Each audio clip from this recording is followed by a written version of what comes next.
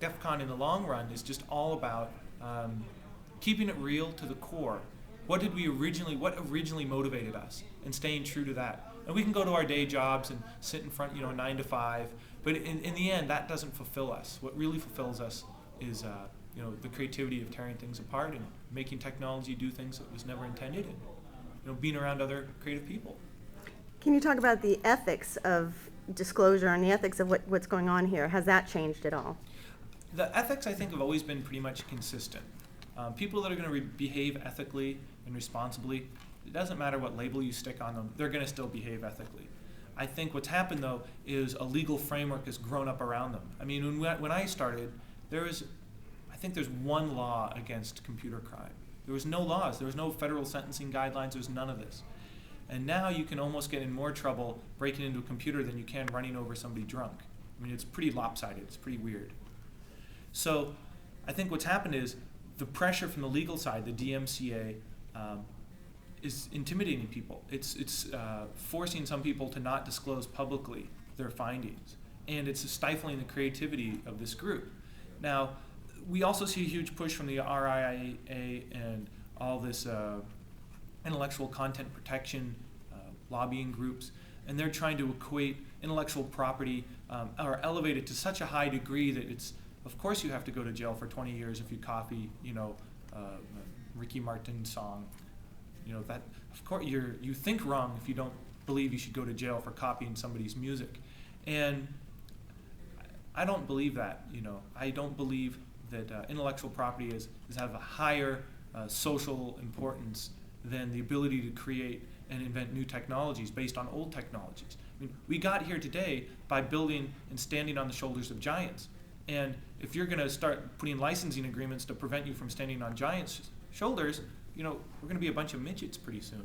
And I'm all against stifling and slowing down the creativity. What would you call it? Almost like a curve. The more people we get together at DEF CON, the more energy we create. The more energy, the more people innovate and get excited about what they're doing. I get frightened sometimes that the legislation will stifle the creativity, and what we'll end up getting is a bunch of rehashed marketing pitches or really high-level overviews of technologies because everybody's so terrified of revealing an actual detail. We saw a little bit of this with the MIT students talking about the Boston Mass Transit Authority. They got an injunction against these guys talking about fundamental problems in the technology. Over in the Netherlands, in the UK, the same exact technology has been broken a year ago. And they've already had their debates. They've already spent a year talking about this stuff. Well, now it's come to America a year later. And what's our reaction? Well, we enjoin them. We get a TRO.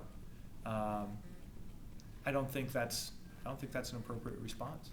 It does seem like this is a forum where these debates come to a head. What do you think is the most critical role that DEF CON is playing?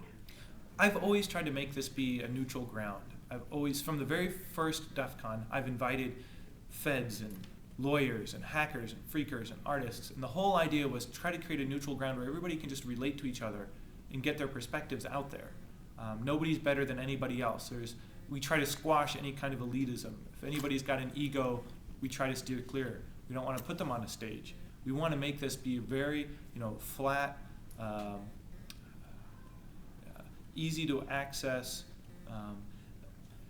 environment. Because I'll tell you a short story. When bulletin boards were around before the net, it was all about who you were, I guess, inside, how you communicated. The net judged value of content. They didn't know if you were a boy or girl or what ethnicity or how old you were. There was no MySpace pretty pictures of you and your friends and what cool music you were listening to. It was all about what came out of your mouth or your fingers on the keyboard. And that's how you were judged. And so that's how DEF CON began. It wasn't where you came from, it was what you contributed. And bulletin boards back then respected contribution. If you could further the conversation, you gained credibility. Nowadays, it's a little different because now we've injected who your friends are and what you look like and what you listen to and everything. But in the early days, there was no way to do that. So it was absent. And that created this culture of what you knew. And so we've tried to keep that alive at DEF CON. And we've tried to stay that neutral ground. And we've tried to respect anybody that has something to add to the conversation. And I think that ethos has survived pretty well over the last 16 years. Even with the money being injected into it in jobs and careers, I think for some reason we've managed to kind of create a little bubble for ourselves. Great.